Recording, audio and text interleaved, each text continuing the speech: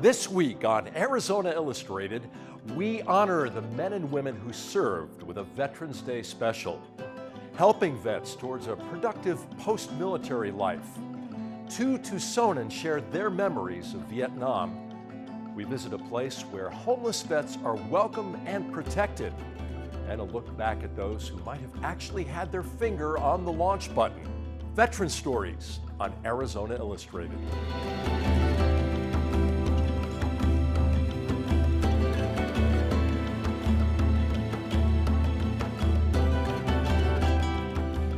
Hello and welcome to Arizona Illustrated. I'm Tom McNamara. Arizona's home to over 500,000 veterans, all with unique tales of service. Men and women whose military experience drives them to improve their community, who after serving their country can face challenges few civilians can imagine, and people who come together to help each other. As you'll see in our first story, Warrior Scholars. The First World War, the Civil War, even the Korean War, the Vietnam War, all of those had defined beginnings and endings. But the war against terrorism... University of Arizona professor Brent Millward has given this lecture before. Can democratic institutions survive on a permanent war footing? Do you have any idea of what brought down... But this time is different, because most of these students have direct experience with the topic at hand. They're all military veterans, and they've made their way to this classroom as part of the Warrior Scholar Project, a program designed to ease the transition from combat to college. One day on patrol, one of the locals stepped out, and then as soon as he saw us, he took off running into a cornfield. And then one of our guys fired a single shot. And then, we start getting closer to him, and then we hear some moaning from the cornfield, so we hit him. So in that moment... So the Warrior Scholar Project is an intense and immersive academic boot camp for enlisted military veterans who have recently transitioned out of or are about to transition out of active service. They've been serving their country, they've been away from a brick and mortar school, in many cases since high school. So you're looking at 4, 6, 8 years of being disengaged from a classroom and working with a teacher or a professor. And so we bring them in on campus, and they are students at that campus for an entire week. Probably not bad for an 18-year-old kid. Yeah, for us old people. During that week, the Warrior Scholar participants live in college dorms, Towards the end of my active duty career, eat in college cafeterias, and spend 16-hour days honing their reading, writing, and study skills. The curriculum's not easy. They run through a lot of really difficult readings and have a lot of difficult assignments, and they're, in a week's worth of time, they're going to write roughly 10 pages worth of English papers. So it's difficult, and I think the point of Warrior Scholar is if they can do this week, then you can do college. These are the people who inherited those states. Building that confidence is key, says Jeremy Thompson, who found himself struggling when he experienced the transition from the military to college firsthand. I came back much later than a lot of folks do. I came back to school at 37, so I was kind of thrown into an unfamiliar environment that I wasn't very comfortable with, and I didn't really feel like I had a lot in common with people that I was sitting in class with. And in the beginning, I kind of had doubts of whether or not this would be something I could do. Public policy in the United States right now... Army veteran and reservist Sandra Perez faced similar difficulties. I put in about 14 and a half years of active duty, where I was deployed for the war twice. And when you get out and transition into the civilian world, after having been in for so long, it's scary. We have a system. I'm older, I'm 42, and these are like 18, 19, 20-year-old kids. And so you really can't have a conversation with them about a lot of things because they're either straight out rude and don't care, or they just kind of look at you like they're trying to be polite, but then they're like, okay, I have my own things to worry about, Now you're sitting in a classroom with an 18-year-old on one side and a 19-year-old on the other. You've got a family, maybe you've got children. You just feel like you don't belong. That can be incredibly heavy on the weight, a weight on the shoulders, of a veteran. and that wait can keep veterans from completing their degrees. A recent study of nearly 1 million veterans who used Montgomery and post-9/11 GI Bill benefits found that slightly more than half complete their training, and on average, they take longer than their non-veteran peers to do it. Veterans are finishing college within a 4-year period. That's the period that their GI Bill covers, that they're finishing college at a rate of 29%. 1776. The cost is you're losing, somebody who, can be a tremendous civic asset, somebody who can open a small business, somebody who can run for, city council, somebody who can sit on the school board. Looking at the level of the democracy of the political parties. But the 489 veterans who've taken part in the Warrior Scholar Project so far are defying the odds. 96% of them are either still in school or have successfully graduated. So when he says like the tutelary power, it was sort of like this father. As her Warrior Scholar Week winds down, Sandra Perez is feeling more encouraged and inspired. This semester, I'm going to be applying to Cal State Fullerton. I am going to be opening up my own food safety consultant business. My goal is to start a business where I can help the Latino community. I feel like that's where my essay is headed. I mean, most veterans want to get back, they want to give. The sense of service is overwhelming. And that sense of service and perspective can be an asset in the classroom and the community. How do you say Palestine is a country, or not a country, but South Sudan is a country? How do you get that? I've never had that question before, and that's a really great one. Let's think about that together. By So how does it? not providing an easy path to an accessible top-tier education, is hurting America. We've invested a ton of money in training these individuals. Now let's take that and make it better, enhance it with a top-tier education, and apply it toward some of the problems that our society sees. In 1969, Ann Gartner was a Navy nurse who wanted more out of her career than just working in a hospital stateside. After arriving in the port city of Da Nang, Vietnam, she hitched a ride to the hospital ship USS Sanctuary.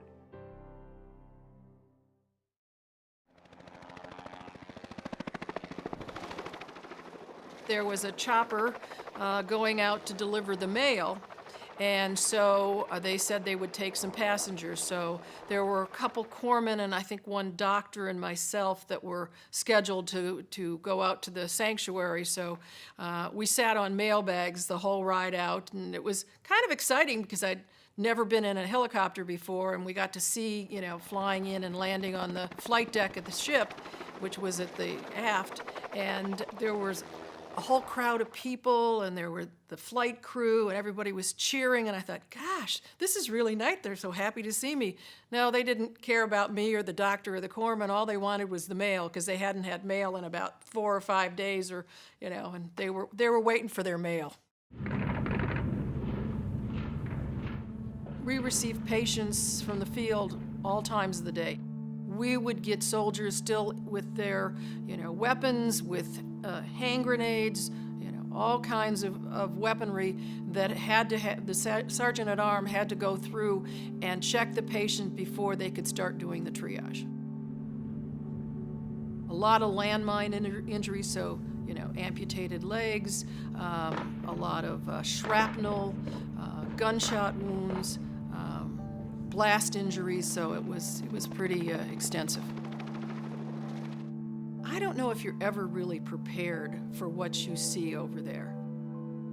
Most of us that were, in nursing had, either worked in a trauma center or had, some experience in the OR, but some of the injuries were pretty devastating, and, you learned you had to kind of let it go and, take care of the patients, because that's what we were there for, is to take care of the patients.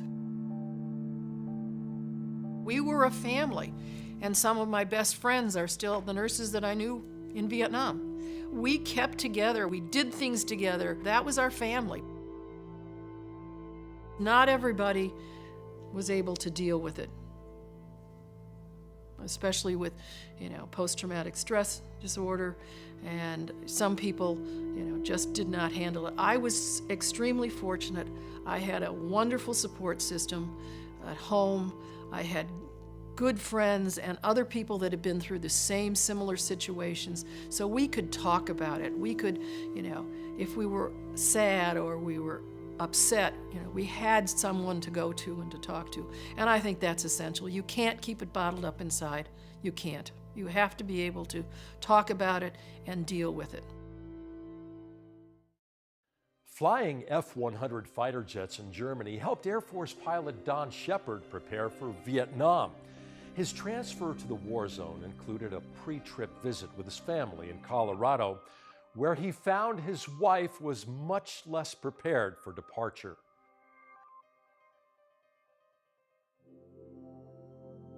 I remember when I left for the war from Stapleton Airfield in Denver, Colorado, and I was really, really excited. And I turned around and looked at my wife, and she was crying. And I'm thinking to myself, my gosh, I'm going to be a fighter pilot in a real war, a war for men with hair on their chests. And there's missiles and MiGs, and our bases are rocketed, mortars at night. Our bases are under attack. I mean, what's not to like about this? This is everything I've dreamed about. Many decades later, I understand clearly, why she was concerned, and she worried every day the whole time I was over there, of course, as did my parents. You have an idea that people are shooting at you all the time. In the daytime, down south, it was pretty much small arms. It was small arms, AK-47s, sometimes 14.5 millimeter machine guns and that type of thing. So in the daytime, very often you couldn't see it. In nighttime, you could certainly see it.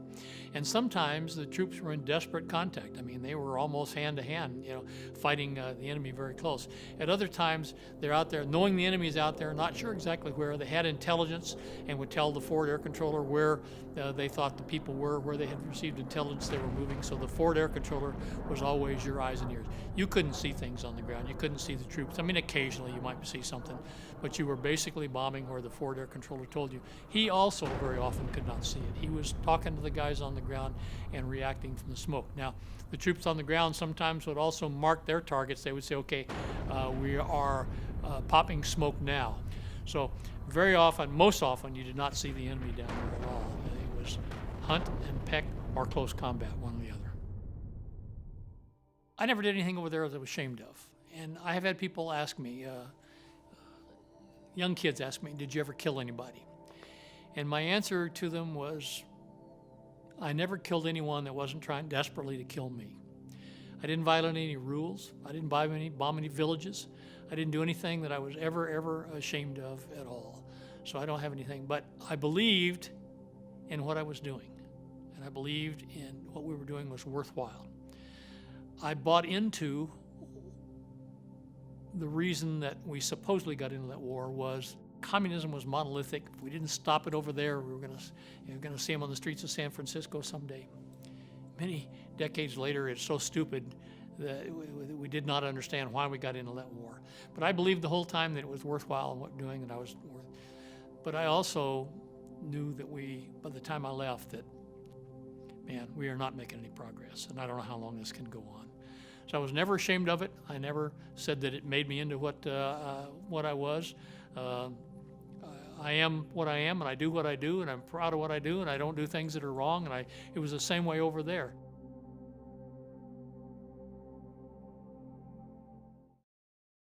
It is estimated that 22 American veterans commit suicide every day. Many are homeless and living on the streets. On a piece of land just south of downtown Tucson is a place where homeless vets are welcome and protected. We spent some time with those who live at Camp Bravo.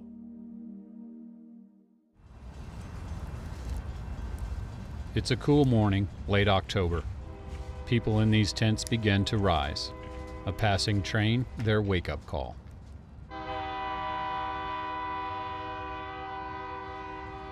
This is Camp Bravo, next to Santa Rita Park on Tucson's south side, a place where homeless vets and others can find comfort, food, and shelter. The camp is run by Veterans on Patrol, a program of Walking for the Forgotten Ministries. Leaders of this effort seek out homeless vets and offer safe haven, camaraderie, and a path to support services. Bravo is patrolled round the clock in shifts. Manny was on night watch. This is Calamity. She came in during the night in need of help. They're in and out of port all the time. I was 101st Airborne. I actually went in as a voice radio operator, but when they found out that I had some pretty extensive medical background, they made me an expert field medic. I jumped out of a perfectly good aircraft with a medical bag and tried to attend to folks that needed help. This is for your immune system. It has magnesium and C coming up. My name is Martin Marsalek. Everybody here calls me Doc. I am the base commander and chief medical officer, so I kind of keep things rolling along here. This is vitamin C, keep you from catching a cold. Our mission is to go out and find as many homeless veterans that we can possibly locate, bring them in, try to transition them from homelessness to housing, get them medical care, things that they've been doing without for so many years. I'll have to get the make and model of this thing, give the VA a call, have them get you another mirror. We have something here that I've never found anywhere else. We have a VA navigator, somebody who knows the system, knows who to talk to, knows who to call if you don't get what you need, and he does it for us, and that's Doc. He's just the best there is. I'll call a couple of the mobility places here and see if we can get some spare parts for that one. At least I can get around. Absolutely, absolutely. Scrambled eggs and bacon, they should be happy. Camp Bravo, officially known as Bravo Base, is one of several in Arizona, including Camp Alpha in Phoenix, Charlie in Nogales, and Delta south of Prescott. The portable toilets are donated and maintained by Diggins Environmental Services. The land, water, and electricity by HMS Fasteners. Both are local companies sympathetic to their cause. Food, clothing, and other supplies are donated by the public. We've got a lot of really good people out there that are helping us out and keeping us going here. There are around 20 residents on base, mostly vets and a few civilians. I try to keep it around 16, but we kind of had a little influx of extra homeless veterans. Some move on, and others take their place. You can't turn them away. I can't turn them away. I'm a Native American, and every Native American needs to do his wartime. So that's what I did. I joined the service. Manny Jimenez is 66 years old and has been homeless for more than a year. Somebody needs to take a picture of that, yeah. He's been here at Bravo for several months. 4 years on the USS Pocketuck, an attack oiler. That's a tanker with pom-pom guns. Great against jets. 3 more years Merchant Marines. Yes, I'm an old merchant seaman, drying up in Arizona. 3 times a week, Manny travels to the VA on South 6th Avenue for treatment. My liver and kidneys are not doing what they're supposed to do. So they hook up the dialysis to it and clean out my blood and return it to me. And that's about it. This side got infected, so I had to move it that side. It's a lube job.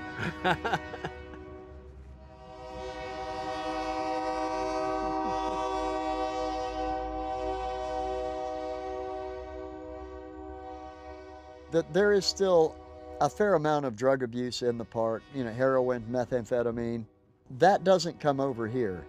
To live here, there are 8 rules they must follow, including no drugs, no alcohol, and no smoking in tents. The 3rd rule is residents need to help around the base on a daily basis. There's just tons of stuff buried down. One way they are helping is by maintaining nearby property. Here they remove trash and debris from a trackside ravine. Well, I haven't found any needles or anything yet, so that's a good thing. They work to stay here. They all have various job tasks assigned to them. Through donations from the public, they have enough supplies to share with folks outside the camp, and they do every day. Little snack food in there. There's some peanut butter, some ravioli, good stuff like that. We love that stuff. Thank you. Hey, you're very welcome. You guys take care out there. I'll see you tomorrow morning. Anybody that needs food can come here and get it. There you go. Right now we're preparing roughly 200 food boxes a week. It's hot, be careful. Yep, oh yeah. Yeah, thank you for bringing him over. What began with just a few tents more than a year ago has grown both in size and organization. Camp Bravo has become a refuge for many, but memories of life without shelter or protection are close. For me, it was daily uncertainty, not knowing where you're going to get your next meal, not knowing where you're going to spend the night the next night, where it's going to be safe, not knowing if somebody's going to come up and club you in the head while you're sleeping and steal what little bit of belongings you have.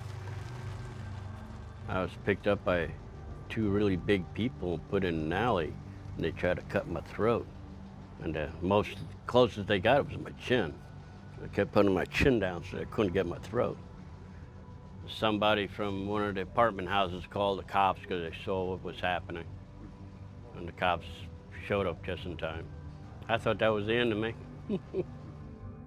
It hurt my pride first time I had to fly, sign, and beg. I think the biggest challenge is the guy who yells, "Get a job." You know, the people who just don't see you.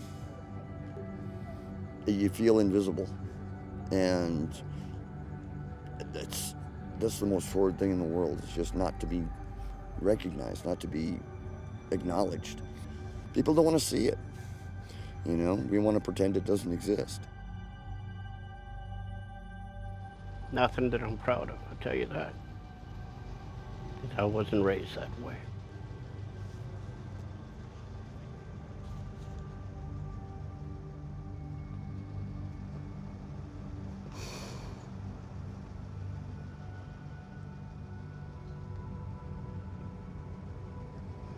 Had to eat out of dumpsters.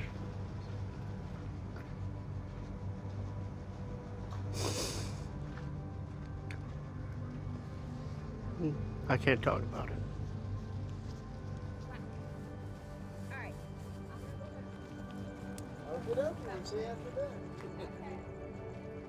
These are just some of the people who live at Camp Bravo.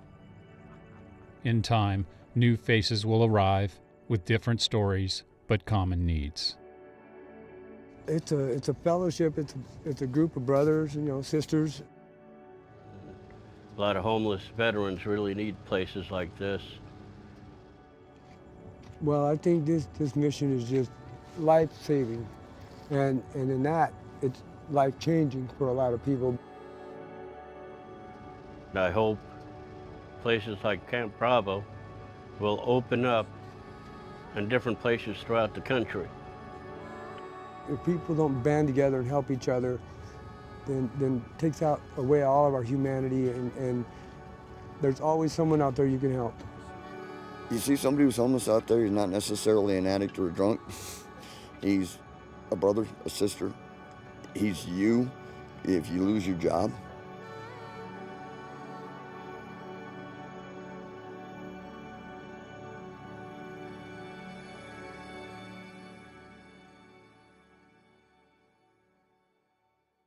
During the Cold War, southern Arizona was one of the top 10 missile targets of the former Soviet Union due to 18 strategic nuclear missiles scattered across the desert known as the Titan II.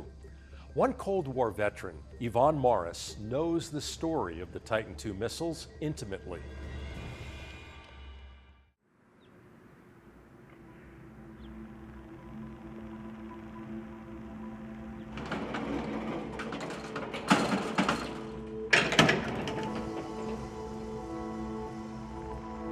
The Titan II intercontinental ballistic missile was a land-based missile. It's the largest land-based missile the United States ever deployed.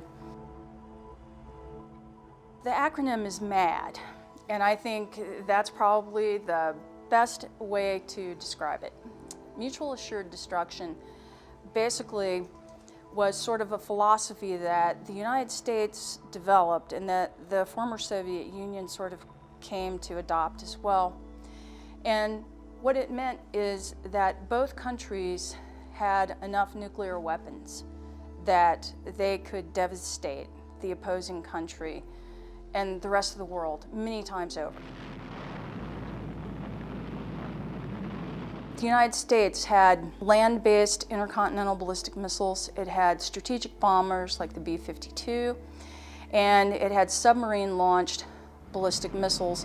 And together, those were the strategic deterrent for the United States that actually enabled mutual assured destruction to function. There would be no survivors, and therefore, to do this, to launch a first strike against either country, was viewed as suicide.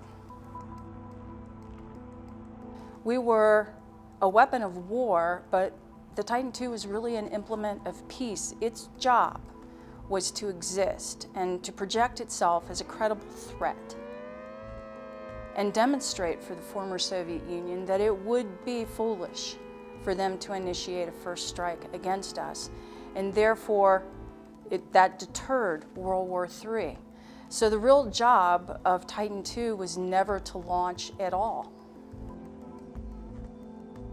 Titan II carried the W-53 warhead, had a yield of 9 megatons. That's the explosive equivalent of 9 million tons of TNT.